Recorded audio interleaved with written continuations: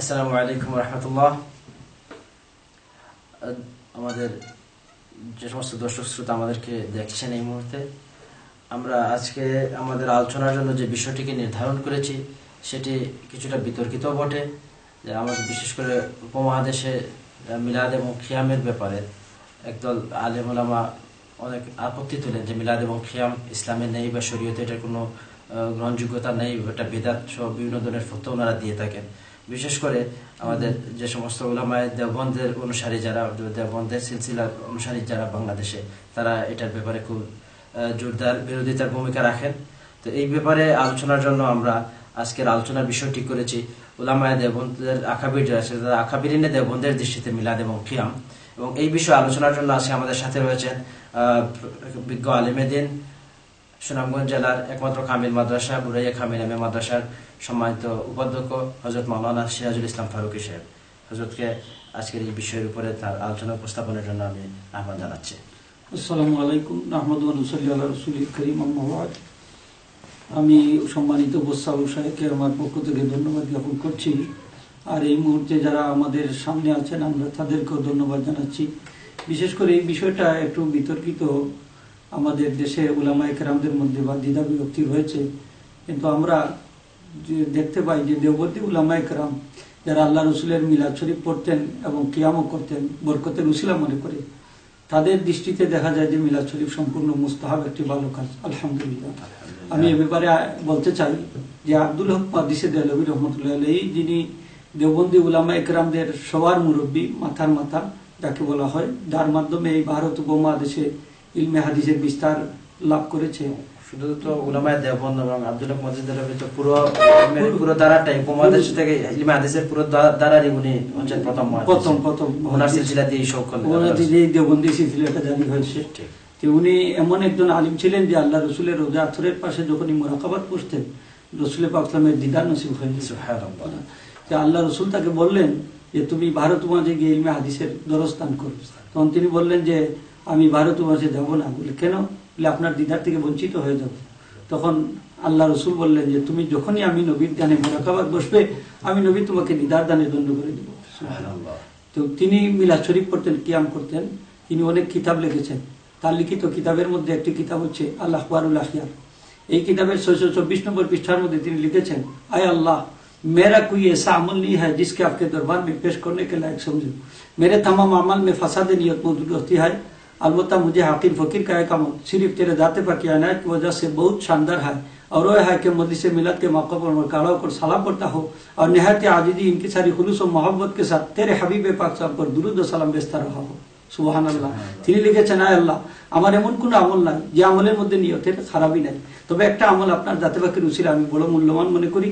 সেই আমলটা হইল আমি মিলাদ শরীফের অনুষ্ঠানে শরীক হই এবং দাঁড়াইয়া আপনার হাবিবে পাক সাল্লাল্লাহু আলাইহি ওয়াসাল্লামের উপর অত্যন্ত মহব্বতের সাথে, খুলুসিয়তের সাথে, আজিজি ইনকিসারির সাথে দুরুদ এবং সালাম বেজে থাকি। এটাই আমার নির্ভেজাল আমল।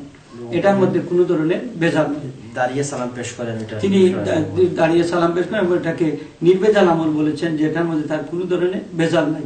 এটাই একমাত্র আমল তিনি বলছেন যেটা আমি আল্লাহর দরবারে পেশ করার মতো যোগ্য মনে করি। যে সুবহানাল্লাহ, যে তিনি এটাকে ভালো আমল মনে করতেন। উনি ছিলেন তো দেওবন্দি উলামায়ে কেরামদের সবার মুরব্বী, এবং তিনি এটাকে বলেছেন যে আমার যদি কোনো আমল আল্লাহর দরবারে কবুল না হয়, আমি আশা করি কিয়ামতের দিনে মিলাদ এবং কিয়ামের আমলটা আল্লাহর দরবারে গ্রহণযোগ্য হবে, আর এটা আমার নাজাতের উসিলা হবে। সুবহানাল্লাহ।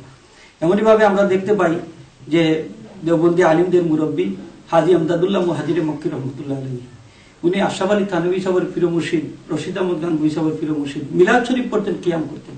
তার লিখিত কিতাবটা আমাদের কাছে আছে এই মুহূর্তে। এটার নাম হচ্ছে ফয়সালায়ে হক মাসালা।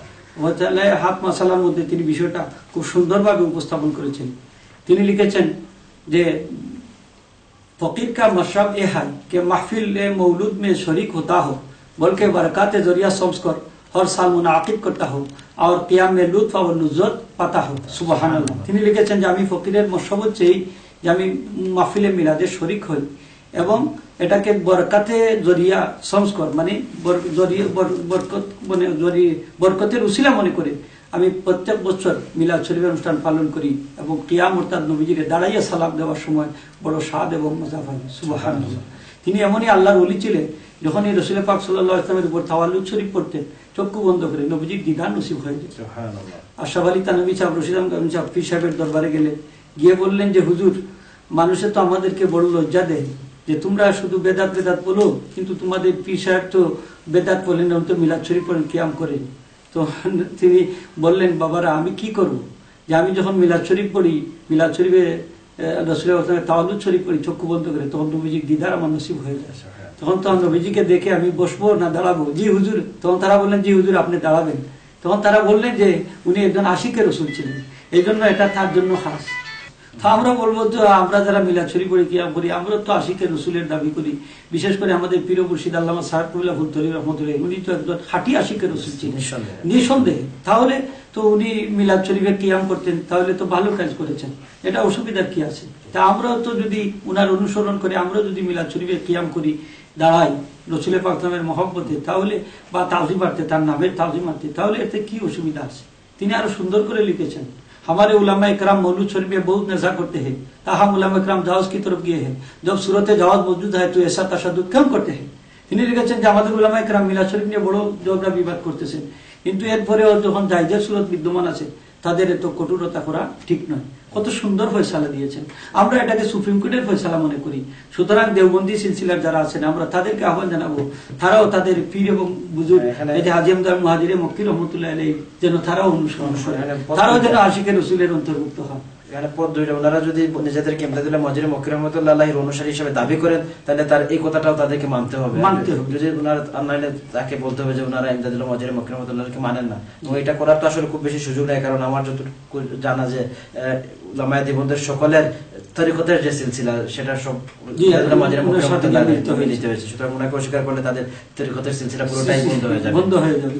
জি, আর একটু আমি সামনে বলতে চাই, এই যে কিয়াম সম্পর্কে আশরাফ আলী থানভী সাহেব খুব সুন্দর করে লিখেছেন যে কিয়াম যে আমরা মিলাদ শরীফে কিয়াম করি, তিনি লিখেছেন ऐसे उम्र से इनकार करना खैर कसीर से बात रखना है जैसे कियाम मौलूद शरीफ। তিনি লিখেছেন যে মিলাদ শরীফের মধ্যে সব জিনিস কিন্তু বাদ মন্দ নয়, অনেক ভালো ভালো জিনিস আছে, তোর মধ্যে একটা হচ্ছে কিয়াম শরীফ। তিনি বলেছেন अगर वो जो नाम हाज़िर सल्लल्लाहु कोई शख्स ताज़ीम कियाम करे तो उसमें क्या खराबी है? जब कोई लोग आवे लोग उसके ताज़ीम को से खड़े हो जाते हैं, अगर सरदार आलम आलमिया ने रोए फिदा की इसमें ग्रामी की ताज़ीम की गई तो उसमें क्या गुनाह हुआ? তিনি বলেছেন যে আল্লাহ রসুলের নাম মুবারকের তাজিমার্থে যদি কোনো ব্যক্তি দাঁড়ান, এটার মধ্যে কোনো খারাপই নাই। যেমন যখন কোনো ব্যক্তি আসে তার সম্মানার্থে আমরা দাঁড়াই, যে আল্লাহ রসুলের নাম মুবারকের তাজিমার্থে যদি কোনো ব্যক্তি দাঁড়ায় এতে কি গুনাহ আছে? এতে কোনো গুনাহ নেই। তাহলে আমরা মিলাদ শরীফে যে আমরা দাঁড়াই আল্লাহ রসুলকে তাজিমার্থে দাঁড়াইয়া, সম্মানার্থে দাঁড়াইয়া সালাম দেই, এই সালামের সুবুত তো আছে কিতাবের মধ্যে, আমরা নবীজিকে দাঁড়াইয়া সালাম দিতে পারি। এখানে একটা বিষয় আমার মনে হয় ক্লিয়ার করা দরকার, যে শাহেদ আনবী রাহমাতুল্লাহ আলাইহি যেটা বলেছেন যে তাজিমান সম্মান, আবার ইমদাদুল্লাহ মুহাজিরে মক্কি রাহমাতুল্লাহির কাছে উনি বলছেন উনার অবস্থা এরকম ছিল যে তিনি তাওয়ালুদের অবস্থায় রাসূল আকরাম সাল্লাল্লাহু আলাইহি ওয়াসাল্লামকে দেখতে পেতেন। কারণ এটা কি শুধু যারা রাসূল সাল্লাল্লাহু আলাইহি ওয়াসাল্লামকে দেখতে পারেন বা রাসূল আকরাম সাল্লাল্লাহু আলাইহি ওয়াসাল্লাম দেখলেই আসলে দাঁড়ানো দরকার না, এটা দাঁড়ানোটা সর্বাবস্থায় যে তাজিমের জন্য সব সময় করা যাবে, এটা তো শুধু উনার ব্যাপার। কিন্তু এখানে মাসালা হচ্ছে এটা যে আল্লাহ রসুলকে যদি নাও দেখা হয়, কিন্তু আল্লাহ রসুলের নাম মুবারকের তাজিমার্থে, আলোচনার তাজিমার্থে, ওয়ালাদুল শরীফের তাজিমার্থে বা রেদাতের আলোচনার তাজিমার্থে, মেরাজের আলোচনার তাজিমার্থেও দাঁড়ানো সঠিক হবে, জায়েজ আছে। যেমন তিনি আশরাফ আলী থানভী সাহেব তাবলীগ কিতাবে 38 নম্বর পৃষ্ঠা লিখেছেন, इस तरह हम क़ियाम को मना नहीं करते मगर कहीं तो जिक्र वलादत के वक्त काड़े हो जाते, कभी रजात के बयान में, कभी मेराज के जिक्र में, अल्लाह बाज महफिल में 3-4 दफा काड़े हो जाए, अगर उस तरह काड़े हो तो कौन शख्स माना करे? তিনি লিখেছেন যে এমনই ভাবে আল্লাহ রসুলের কিয়ামকে মানা করা যাবে না, নিষেধ করা যাবে না। যেমন আল্লাহ রসুলের মিলাদের আলোচনার সময়, তার দুগ্ধবানের আলোচনার সময়, মেরাজের আলোচনার সময়, এইভাবে যদি কোনো ব্যক্তি এক মাহফিলের মধ্যে 2-4 বারও একাধিকবার এইটাকে কোনো ব্যক্তি নিষেধ করতে পারে না। তাহলে আল্লাহ রসুলকে না দেখেও আমরা দাঁড়াতে পারি। আর আমরা মূলত যে কিয়ামের সময় যে দাঁড়ানোটা, ওই সময় তো আসলে রাসূল আকরাম সাল্লাল্লাহু আলাইহি ওয়াসাল্লামকে সালাম পেশ করা হয়, সালামের সময় এটা তাজিম আর সম্মানার্থে যে দাঁড়ানো, রাসূল আকরাম সাল্লাল্লাহু আলাইহি ওয়াসাল্লামকে যেহেতু আল্লাহ বলেছেন সাল্লিমু তাসলিমা, যথাযথভাবে সালাম দেয়া, এই হিসাবে আমরা দাঁড়াইয়া সালাম দিই, যদি এটা দেখা শর্ত না। আমরা যে মদিনা মুনওয়ারায় আল্লাহ রসুলকে সালাম দিই, সেখানে তো দাঁড়িয়ে সালাম দিই, আল্লাহ রসুলকে তো আমরা দেখিনি। দেখেন আমরা যেমন কবর জিয়ারত করি, এই সময় মুর্দাদেরকে আমরা বলি আসসালামু আলাইকুম ইয়া আহলাল কুবরি, সেখানে তো দাঁড়িয়ে আমরা সালাম দিই মুর্দাদের, কিন্তু মুর্দাদেরকে আমরা দেখি না। সেখানে যদি দাঁড়িয়ে সালাম দেওয়া যায়, আল্লাহ রসুলের রোজাতের পাশে যদি নবীজিকে না দেখে দাঁড়িয়ে সালাম দেওয়া যায়, তো বাংলাদেশের যে কোনো প্রান্ত থেকে নবীজিকে দাঁড়িয়ে সালাম দিতে আপত্তি কোথায়? দেওয়া যাবে, কোনো অসুবিধা নেই। জি, আরেকটা আমি কথা বলি যে উলামায়ে মিসর যখন ফতোয়া চেয়েছিলেন, বিশেষ করে দেওবন্দি উলামায়ে কেরামদের কাছে, তাদের জবাবে এই দেওবন্দি উলামায়ে কেরামরা যা বলেছেন আমি একটু বলতে চাই। দেখেন, তারা লিখেছেন যে ওয়াল ইহতিফালু বিযিকরিল ওয়ালাদাতি ইন কানা খালিয়ান মিনাল বিদাতিল মুরাওয়াজা জায়েজুন বাল মানদুবুন। তারা লিখেছেন যে প্রচলিত কিছু বেদাত আছে, বেদাত বলতে মন্দ কাজ আছে, যেটা আমরা এটাকে মেনে নেই না। যেমন মিলাদ শরীফের মধ্যে আগে কিছু গান বাজনা করে হইতো, ডুলডুকি বাজানো হতো, এইগুলো আমরাও তো স্বীকার করি না, যে অবশ্যই এটা শরীয়ত বিরোধী হয়। কিন্তু এই মিলাদ শরীফ যদি এই ধরনের প্রচলিত বেদাত থেকে খালি হয়, তাহলে তারা বলেছেন এটা শুধু জায়েজ নয়, বরং মুস্তাহাব। সুবহানাল্লাহ। যেমন অন্যান্য জিকিরের মধ্যে বিষয়টা হচ্ছে যে মিলাদ শরীফের মধ্যে আমরা যে কাজগুলো করি, এতে যদি কোনো ধরনের শরীয়তের নিষিদ্ধ, শরীয়ত বিরোধী কোনো কাজের সম্মিলন না ঘটে, সংমিশ্রণ না ঘটে, তাহলে এটা অবশ্যই মানদুব, অবশ্যই মানদুব, এটা ইসলাম ঘটে বরং মানদুব। এবং তারা কিয়াম সম্পর্কে লিখেছেন ওয়াল কিয়াম ইনদা যিকরি ওয়ালাদাতি শরীফা হাশাকাল্লাহ ইয়াকুনা কুফরা, যে আমরা যে আল্লাহ রাসূলের কিয়াম করি তার ওয়ালাদতের আলোচনার সময়, এই কিয়ামটাও কখনো কুফরি হতে পারে না। এবং এই ফতোয়াটা লিখেছেন মুফতি আজিজুল হক, যিনি মাদ্রাসায় দারুল উলুম দেওবন্দের মুফতি ছিলেন, এবং এটা ফতোয়াটাকে তাসদিক করেছেন, সত্যায়িত করেছেন শাইখুল হাদিস হযরত মাওলানা মাহমুদুল হাসান সাহেব, মাওলানা আনোয়ার শাহ কাশ্মীরি রহমতুল্লাহ আলাইহি, মাওলানা মোহাম্মদ আহমদ, মাওলানা হাবিবুর রহমান, মাওলানা আশরাফ আলী থানভী ওয়াগাইরুহু, অন্যান্যরা। সুবহানাল্লাহ। আমি আরেকটা কিতাব দেখাতে চাই, যে এই কিতাবটা লিখেছেন দেওবন্দি আলিম, উনার নাম হচ্ছে মাওলানা খলিল আহমদ সাহরানপুরি দেওবন্দি আম্বুটি। এই কিতাবের নাম হচ্ছে আল মুহান্নাদ আল মুফান্নাদ, এবং এই কিতাবের আরেকটা নাম হচ্ছে আকাইদে উলামায়ে আহলে সুন্নাত দেওবন্দ।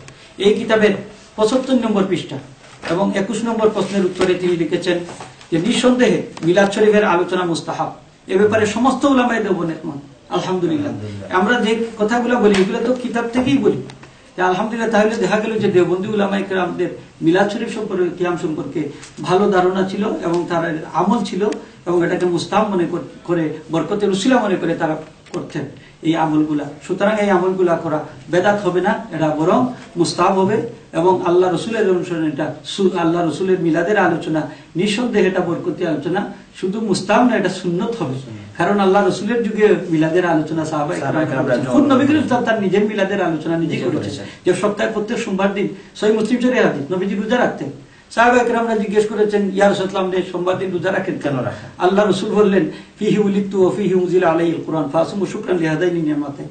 সোমবার দিন আমি নবীজির মিলাদ শরীফ সংগঠিত হয়েছে, এবং এই সোমবার দিন আমি নবীজির কোরআনে কারীম নাযিল হয়েছে, এই দুইটা নিয়ামতের শুকরিয়া হিসেবে আমরা রোজা রাখি। আল্লাহ রসুলের মিলাদ শরীফের থেকে বড় নিয়ামত আর কিছু হতে পারে না। এখন আপনি যদি প্রশ্ন করেন যে রাসূলুল্লাহ সাল্লাল্লাহু আলাইহি ওয়াসাল্লাম রোজা রাখতেন, আমরা কেন রোজা রাখি? এটার জবাবে বিশ্ববিখ্যাত মুহাদ্দিস আল্লামা ইবনে হাজার আসকালানী রাহমাতুল্লাহি লিখেছেন যে ওয়ায়াহসুলু শুকরু বিআনওয়ার মিনাল ইবাদাত কাসিয়াবি ওয়াস সুজুদি ওয়াত তিলাওয়াতি ওয়া যিকরি ওয়া গায়রি যালিক।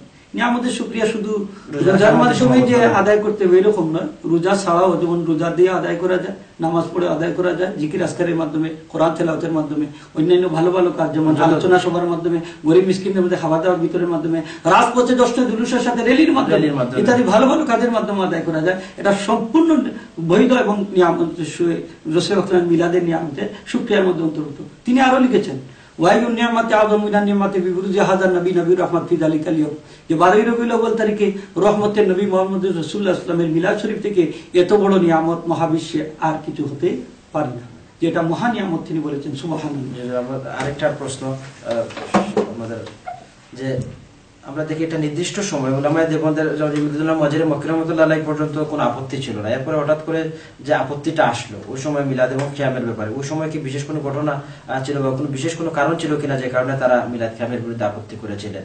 যেমন আমরা যেটা জানি যে ভারতের উত্তরপ্রদেশে একটা বিশেষ ধরনের মিলাদ প্রচলন শুরু হয়ে গেছিল, ও এটা এটা একটা কারণে তারা আপত্তি করেছিলেন। এটা কিছু লোকদেরকে মিলাদ খা বলা হতো, ওদেরকে মিলাদ খা বলা, শুধু মিলাদ পড়তো, কিন্তু ওদের সুরত ছিল যেমন ধরেন কিছু অনইসলামিক জিনিস তারা মিলাদের ভিতরে ঢুকিয়ে দিয়েছিল, অর্থাৎ এই নাচ গান, এমনকি নারী পুরুষ একসাথে বসে মিলামেশা করে তারা মিলাদ শরীফ পড়তো। এটা কিন্তু আমরাও মন্দ বলি।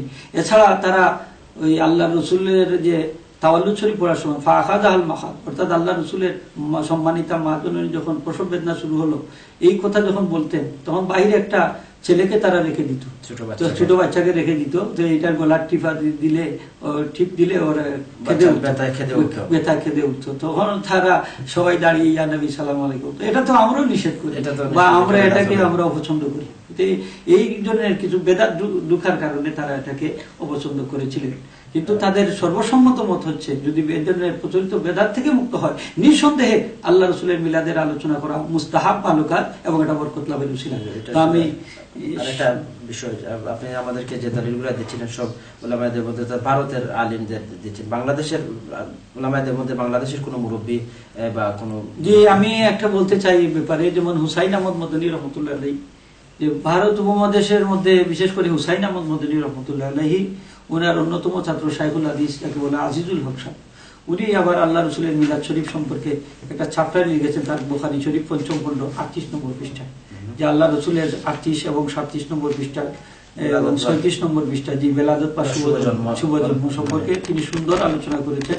যে এই ব্যাপারে তিনি আল্লাহ রসুলের গুণগান করেছেন, কিভাবে নবীজি দুনিয়াতে তাশরিফ আনলেন এবং এই তাশরিফ আনার পরে আল্লাহ রসুলকে তিনি মারহাবা দিলেন, মারহাবা ইয়া হাবিবাল্লাহ, মারহাবা ইয়া রাসূলুল্লাহ বলে আল্লাহ রসুলকে তিনি সম্বোধন করেছেন। যাই হোক, যে ভারত উপমহাদেশের মধ্যে দেখা যায় যে অনেক দেওবন্দি সিলসিলা যারা বর্তমানে আছেন উনারাও মিলাদ শরীফকে ভালো পান এবং মিলাদ শরীফও পড়েন। মিলাদ আজিজুল হক সাহেবের সাথে সাথে আমরা মনে হয় শামসুল হক ফরিদপুরি সাহেবের কথা বলবো, শামসুল হক ফরিদপুরি প্রান্তিক সংসদ উনিও বলেছেন যে মিলাদ শরীফে কিয়াম হচ্ছে আদব এবং শরাফত। তো উনিও বলেছেন এই মিলাদ শরীফের পক্ষে, যে মিলাদ শরীফ যেগুলো আমরা পড়ি বা বর্তমানে পড়া হয় এগুলো সম্পূর্ণ ঠিক আছে। আমরা আমাদের আলোচনা প্রায় শেষ পর্যায়ে চলে আসছি। সুপ্রিয় দর্শক শ্রোতাবৃন্দ যারা আমাদেরকে দেখছেন এবং শুনছেন, আমরা আজকে যে বিষয়টি নিয়ে আলোচনা করছিলাম যে উলামায়ে দেওবন্দের দৃষ্টিতে মিলাদ এবং কিয়াম, আমাদের বিজ্ঞ আলোচক হযরত মাওলানা শহীদুল ইসলাম ফারুকী সাহেব অত্যন্ত সুন্দরভাবে দলিল ভিত্তিক আলোচনা করেছেন। তিনি দেখিয়েছেন যে একেবারে আব্দুল হক মুহাদ্দিস দেহলভী রহমতুল্লাহ থেকে শুরু করে ইমদাদুল্লাহ মুহাজির মক্কি রহমতুল্লাহ আলাইহি, আশরাফ আলী তানভীর রহমতুল্লাহ, সব আকাবিরিনের দেওবন সবাই মিলাদ কিয়াম নিজেরা করেছেন এবং এটার পক্ষে বলেছেন।